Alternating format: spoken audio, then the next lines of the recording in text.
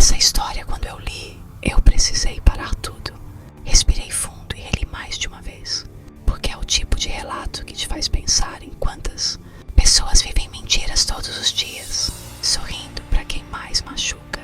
Recebi esse desabafo de uma seguidora que preferiu não se identificar.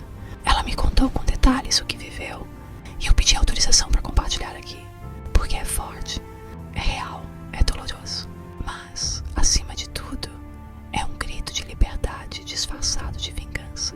Não espere barraco, não espere gritaria.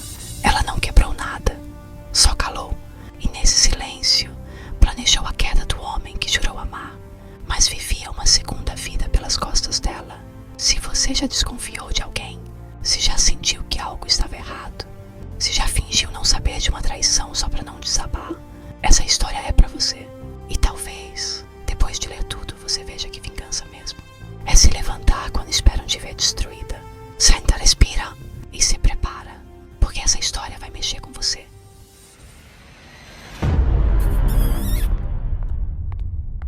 Relatos de traição.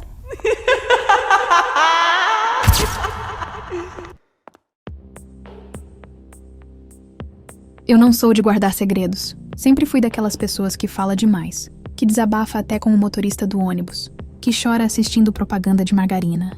Mas esse segredo, eu guardei. Não por fraqueza, não por medo, mas porque eu precisava de tempo. Tempo pra armar o que eu chamo hoje de a vingança mais épica da minha vida. Tudo começou numa quarta-feira qualquer. Uma daquelas noites normais em que meu marido chegou em casa reclamando do trânsito, do chefe, da comida do restaurante. Eu ouvi tudo calada, como sempre. Fiz o jantar, lavei os pratos e fui deitar antes dele. Até aí, vida de casada como qualquer outra. Mas na quinta-feira, enquanto ele tomava banho, o celular dele vibrou umas 5 vezes seguidas. Era o tipo de coisa que eu sempre ignorei. Nunca fui ciumenta. Nunca precisei fuçar em nada. Mas naquele dia, alguma coisa me disse pra olhar. Peguei o celular. A senha, claro, eu já sabia. A mesma do nosso Wi-Fi. E foi ali que tudo mudou. As mensagens estavam ali, escancaradas. Ele marcando encontro com uma moça. Dizia que estava com saudades, que não aguentava mais esperar, que sonhava com o dia em que ela largasse tudo para viver com ele. Na hora eu congelei. O nome dela apareceu na tela e me deu um soco no estômago. Eu conhecia. Não éramos amigas, mas já nos cruzamos várias vezes. Inclusive, uma vez ela elogiou nosso casamento. Disse que a gente parecia um casal de novela. Mal sabia eu que ela estava ensaiando um papel de vilã pelas minhas costas. E o que eu fiz? Nada. Por fora fiquei calma. Fechei o celular, guardei no mesmo lugar e agi como se nada tivesse acontecido. Mas por dentro nasceu uma fera. Naquela noite dormi virada pro lado da parede. Não conseguia encostar nele. O cheiro do sabonete dele me dava enjoo. Eu lembrava das mensagens, da excitação nas palavras, do jeito como ele digitava com pressa. Como quem espera um encontro proibido com gosto de novidade. Fiquei pensando, será que ele me olha nos olhos? E mente com essa mesma naturalidade? No dia seguinte, acordei cedo. Fiz café como sempre. Ele desceu da escada dizendo: Dormiu bem, amor? E eu, com o coração entalado, respondi: Dormi sim, e você? Eu queria gritar. Queria jogar a caneca de café na cara dele, mas respirei fundo. Ainda não era a hora. Eu queria algo maior. Uma dor que ele não esquecesse jamais. Na hora do almoço, enquanto ele estava no trabalho, peguei o nome da moça e fui direto no Facebook. Achei o perfil dela em segundos. E para minha surpresa, ela tinha fotos com o marido. Sim, ela era casada também. Ele parecia um cara simples. Família. Muitas fotos com filhos, churrasco, aniversários. E ali me bateu um sentimento estranho. Eu estava com raiva da traição, claro. Mas quando vi aquele homem com as crianças, senti pena. E ao mesmo tempo, eu vi uma oportunidade. Fucei o perfil inteiro, até que achei um número de WhatsApp perdido num post antigo de venda de doces caseiros. E foi ali que tudo começou a mudar. Peguei o número. Salvei como Cuidado 01. Meu coração batia forte. Será que eu ia ter coragem de mandar mensagem? Será que eu não estava indo longe demais? Sentei no sofá, respirei fundo e digitei: Boa tarde. Me desculpa o incômodo, mas acho que precisamos conversar. É sobre a sua esposa e o meu marido. Demorei 10 minutos para apertar enviar. E quando finalmente mandei, minhas mãos tremiam tanto que quase deixei o celular cair. Comecei a pensar: será que ele vai me ignorar? Será que ela apagou todas as provas? Será que ele já sabia? Já era quase final da tarde quando o celular vibrou. Uma mensagem curta. Quem é você? Tinha chegado a hora. A verdade batendo na porta de quem também. Não imaginava que estava vivendo uma mentira. Respirei fundo e fui direta, mas sem ser agressiva. Meu nome é Carolina. Sou esposa do Marcos. Eu vi mensagens no celular dele com a sua esposa, Juliana. Eles têm se encontrado às escondidas. Não estou te acusando de nada. Só achei que você deveria saber. Silêncio. Mais 20 minutos de tortura. Até que chegou uma resposta. Uma só palavra. Provas. Na hora senti minha espinha gelar. Eu sabia que ele não ia acreditar só na minha palavra. Fui no celular do Marcos e tirei prints de tudo. Conversas marcando encontro, fotos de lugares, apelidos carinhosos. Encontrei até um áudio dele dizendo: Eu não sei como esconder mais isso. Ju, ela tá desconfiada, mas eu juro que vou dar um jeito. Mandei tudo, um por um, sem dó, sem filtro. Se ele tivesse coração, aquilo bastava. A resposta dele veio minutos depois. Longa, cheia de dor. Eu tô tremendo. Eu tô com vontade de vomitar. Eu suspeitava, mas nunca tive certeza. Você é uma mulher muito corajosa. Obrigado por me avisar. Eu vou resolver isso do meu jeito. Ali eu percebi que ele era exatamente como eu naquele momento. Enganado, partido, segurando a dignidade com fita crepe. Mas eu ainda não tinha terminado. Eu queria mais. Eu queria que o Marcos sentisse na pele o que era ser traído. E eu queria que ele fosse pego na hora H. Perguntei: você quer saber onde eles vão se encontrar? Porque eu vi a mensagem com data, local e hora. A resposta dele não demorou. Me passa tudo. Eu vou estar lá. E foi o que eu fiz. O encontro seria num sábado à tarde, num motel afastado da cidade. Ele tinha mandado mensagem dizendo: A gente se vê no mesmo de sempre? 15 horas, tá bom pra você? A audácia dele me enojava. O mesmo de sempre. Aquilo já era uma rotina, um hábito, como quem vai ao supermercado com a amante. E eu, que me achava casada com um homem leal, era só mais uma figurante na história dele. Passei todos os detalhes para o marido da Juliana. Ele ficou em silêncio por alguns minutos até que respondeu: Eu não vou chamar a polícia. Eu não vou fazer escândalo. Mas ele vai sair de lá diferente. Confia em mim. E eu confiei. O sábado chegou. Fingi dor de cabeça. Disse que ia visitar minha mãe. Fiz até uma mochila com roupas para dar mais realismo. Ele não desconfiou de nada. Até sorriu quando me deu um beijo de despedida na testa. Se cuida, amor. Mal sabia ele que naquele dia, quem ia precisar se cuidar era ele. Esperei. Meu coração disparava. Eu já tinha avisado o marido traído da hora e do lugar. Ele disse que ia com 2 primos. Gente simples, mas boa de conversa e de braço, segundo ele mesmo. 15 horas. Silêncio. De repente, 15h32. Meu celular vibra. Já saíram do quarto. Peguei ele no estacionamento. Dei o aviso. Ele tentou negar, mas não teve como. Ele tá com a roupa toda rasgada, a cara inchada, desesperado. Só queria te dizer que foi por você, pra você não se sentir sozinha nessa humilhação. Eu não sabia se chorava, se ria, se tremia, mas uma coisa era certa. A dor que eu carregava no peito estava começando a mudar de forma. Mais tarde, já em casa, fui eu quem cheguei como se nada tivesse acontecido. Encontrei o Marcos no sofá jogado. Camiseta rasgada, rosto vermelho, boca com um corte. Falei com a calma mais falsa que já tive. O que aconteceu com você? Ele balançou a cabeça, claramente tentando inventar uma desculpa. E aí veio a mentira que me fez rir por dentro. Fui assaltado. Me seguiram depois do trabalho. Levei umas pancadas. Assaltado. Num motel, às 3 da tarde. Eu segurei o riso. Mas por dentro eu gritava: Bem-vindo ao seu próprio jogo. Nos dias seguintes, a casa virou um cemitério de palavras. Ele mal falava. Eu fingia que acreditava no assalto, enquanto observava cada passo, cada expressão de dor, cada gesto ensaiado. Era como ver um ator ruim tentando sustentar um papel que já não enganava mais ninguém. Ele passou a me tratar com uma gentileza estranha. Do nada começou a lavar a louça. Elogiava meu cabelo, me perguntava como eu estava me sentindo. O clássico roteiro do homem que sente que o chão tá prestes a desabar. Quer ver um filme hoje à noite? Faz tempo que a gente não faz isso juntos. Eu só respondia com um sorriso educado e um talvez.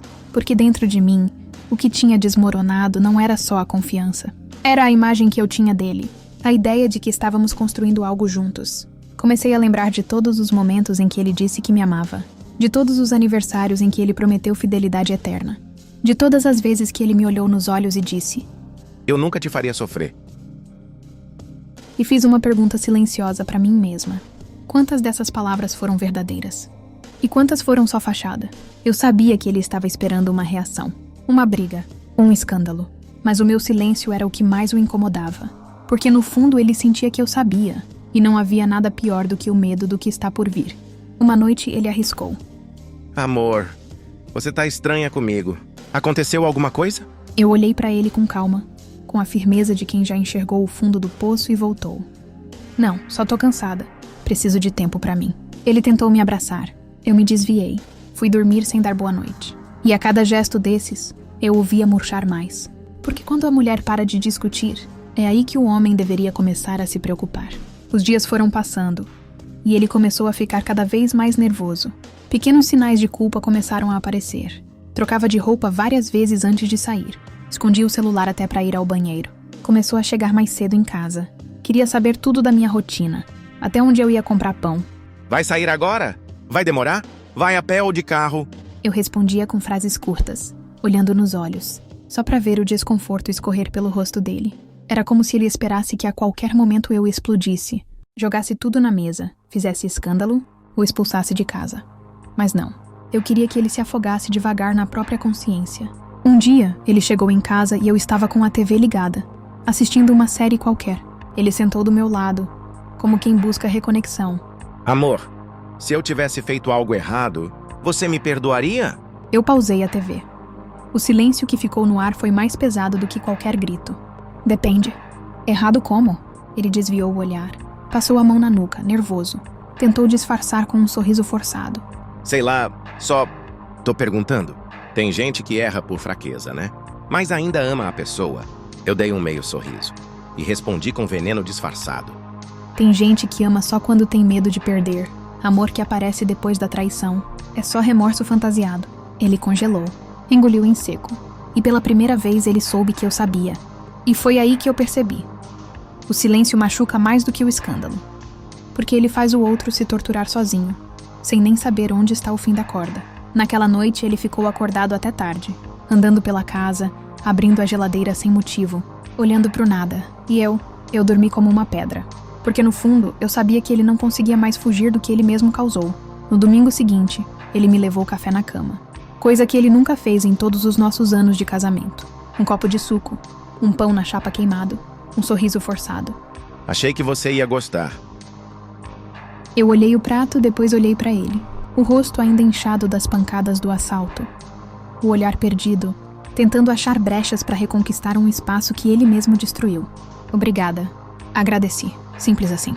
Sem emoção, sem sorriso. Porque às vezes, o maior castigo para um traidor não é ser deixado. É ser ignorado. É ver que você não chora mais, que não se importa mais. É perceber que aquela mulher apaixonada que existia ali, morreu. Depois disso, ele passou a me seguir pela casa. Tentava puxar assunto, fazia perguntas idiotas só para ouvir minha voz. E aí, como tá o tempo lá fora? Chuvoso? Como aqui dentro? Ele fingia que não entendia a indireta, mas entendeu. Ele sentia. Ele estava quebrado por dentro, tentando colar os cacos sem saber que a cola acabou. Na segunda-feira, me ligou no meio do expediente. Tô com saudade. Vamos sair pra jantar hoje? Tenho uma reunião. Depois a gente vê. Posso te buscar? Vou de carona com uma amiga. Não precisa. Aos poucos ele foi ficando mais inseguro, mais desesperado, mais pequeno. E foi nessa fase que comecei a receber mensagens do marido da amante. Ele me dizia como estavam as coisas do lado dele. Ela negou até o fim. Disse que era montagem, que foi hackeada. Mas quando mostrei o vídeo da câmera do motel, ela calou. Tá na casa da mãe agora. Levei meus filhos pro interior. Eu respondi apenas: você merece paz. Obrigada por não ter se calado. Se fosse só por mim, talvez eu ainda estivesse presa nessa ilusão. Ali eu entendi. Às vezes, o nosso livramento vem através da dor de outra pessoa. E às vezes, a justiça acontece mesmo quando ninguém vê. Naquela semana, ele parou de tentar. Já não me seguia mais pela casa. Já não oferecia café, nem perguntava como eu estava. Ficava jogado no sofá, encarando o celular, como quem espera uma resposta que não vem. E eu estava reconstruindo o meu mundo em silêncio. Comecei a sair mais. Cortei o cabelo. Voltei para a academia. Até aceitei um convite das amigas para tomar um vinho numa sexta-feira à noite. Coisa que ele sempre evitava que eu fizesse. Quando cheguei em casa, lá estava ele, me esperando sentado na sala com os olhos vermelhos. Podemos conversar? Sentei, cruzei as pernas. Esperei. Eu não aguento mais esse silêncio, Carol. Se você sabe, se você descobriu, por favor, me fala. Eu mereço ouvir da sua boca. Olhei para ele por longos segundos. O homem que estava na minha frente não era mais o mesmo. Estava menor, mais frágil, com a alma quebrada. E eu não sentia pena. Eu sentia justiça. Eu vi tudo. As mensagens. O encontro marcado. As mentiras. Eu vi até o que você sentia por ela. E mesmo assim fiquei calada. Porque eu queria que você experimentasse a mesma dor que me deu. Queria que você se olhasse no espelho e não reconhecesse mais quem você é. Ele começou a chorar. Chorava como uma criança, com soluços, com a voz falhando. Carol, eu fui fraco. Eu me perdi. Mas eu te amo. Eu te juro. Foi um erro. Um erro só. Foi uma escolha, repetida. Você teve 1000 chances de parar, 1000 desculpas para inventar. Mas continuou. Me traiu com uma mulher que você apresentava como conhecida. Me deitou nos mesmos lençóis que depois se sujou com ela. Ele balançava a cabeça, desesperado. Me dá uma chance de consertar. Por favor. E aí, eu disse a frase que eu tinha ensaiado por dias. Tem coisas que se quebram de um jeito, que nem cola, nem tempo, nem choro conserta. Levantei, fui até o quarto. Peguei minha mala. Já estava pronta há dias. Ele me seguiu até a porta, sem coragem de me segurar. Vai embora? Assim? Assim. Porque se eu ficar, quem vai embora sou eu por dentro. Saí da casa com o coração disparado, mas com a alma leve. Era como se eu tivesse tirado uma armadura de ferro que carregava há anos. Entrei no carro, respirei fundo e senti as lágrimas escorrerem. Mas dessa vez não era dor, era libertação. Fui para casa da minha irmã. Ela já sabia que algo estava errado, mas nunca me pressionou. Quando me viu entrar com a mala, abriu os braços sem perguntar nada. E naquele abraço eu desabei. Chorei tudo o que segurei. Chorei pela mulher que eu fui, pela esposa que tentou, pela amiga traída, pela boba que acreditou. Passei dias em silêncio. Dormia mal com pesadelos. Acordava lembrando de risadas falsas, de jantares fingidos, de beijos que não significavam mais nada. Mas também comecei a reencontrar pedaços meus que estavam perdidos. Voltei a ouvir músicas que ele odiava, a comer besteiras na madrugada, a dançar sozinha na sala. Coisas bobas, simples, mas que me lembravam quem eu era antes de virar só a esposa do Marcos. Ele mandou mensagens, muitas. Tô destruído sem você. A casa tá vazia. Me perdoa, pelo amor de Deus. Mas eu não respondia, porque eu aprendi. Nem todo pedido de perdão é sincero. Às vezes é só medo de ficar sozinho. Um dia, encontrei com o marido da Juliana num mercado. Ele me viu no corredor e parou. Você tá bem? Tô aprendendo a ficar, e você? Também. Ainda dói, mas já não sangra como antes. Nos olhamos por alguns segundos, como quem carrega a mesma cicatriz, e seguimos nossos caminhos, sem precisar dizer mais nada. Porque só quem passou por isso entende a dor que é ser traído por quem jurou proteger. Hoje, meses depois, eu posso dizer, eu sobrevivi. Ainda sinto os estilhaços às vezes. Tem dias que acordo com saudade, com raiva, com dúvida. Mas logo passa. Porque a mulher que renasceu de tudo isso não aceita mais migalha, nem desculpa esfarrapada, nem amor de meia boca. Se ele se arrependeu, talvez. Se eu perdoei? Não, mas me perdoei. E isso foi a maior vingança que eu podia ter. Depois que terminei de ler esse relato, fiquei um tempo olhando pro nada, pensando em quantas pessoas estão vivendo exatamente isso agora. Relacionamentos de fachada, promessas vazias, abraços frios, gente que ama sozinha, gente que é traída e ainda se culpa, gente que perdoa o imperdoável só pra não se sentir só. Mas essa mulher que me mandou esse desabafo, ela fez o que muita gente não tem coragem. Ela se calou por um tempo, mas quando falou, foi pra colocar um ponto final com dignidade. E mais do que isso, ela não quis vingança pra machucar. Ela quis mostrar que ninguém pisa em alguém pra sempre sem pagar o preço. E sabe o que mais me marcou? Não foi o marido que levou uma surra. Não foi a amante desmascarada. Foi ela, indo embora com a mala pronta, sem gritar, sem chorar, sem implorar. Porque quando a gente levanta com consciência do próprio valor, o mundo sente. Se você chegou até aqui, eu só peço uma coisa: nunca aceite menos do que você entrega. Amor de verdade não te coloca nessa posição. Amor de verdade não te obriga a vigiar, desconfiar, sofrer calada. Amor de verdade é recíproco ou não é amor? Espero que essa história te inspire, te fortaleça, ou pelo menos te abra os olhos. Porque às vezes a história de alguém pode ser o empurrão que faltava para você reescrever a sua.